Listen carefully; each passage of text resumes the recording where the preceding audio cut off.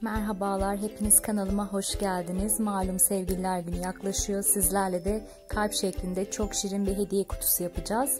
İhtiyacımız olan malzemeler sadece karton, bir kurdela, silikon tabancası, makas ve kırmızı karton. İsterseniz bilgisayardan kalp şeklinde bir çıktı alıp onu kalıp olarak kullanabilirsiniz. Ben burada ölçüleri de sizlerle paylaşıyor olacağım yorumlar kısmında. Yapacağınız kalbin büyüklüğüne göre tabii kullanacağınız ölçü değişebilir. Bu arada kutunun alt zemini için de yapışkanlı kırmızı bir keçe kullanacağım. Siz isterseniz yine karton malzeme de kullanabilirsiniz. Tamamen tercihe kalmış bir şey. Yani ben daha güzel göreceğini düşündüğüm için bunu tercih ettim. Kenar kısımlarını da yuvarlıyoruz güzelce ve yapıştırıyoruz silikon tabancayla.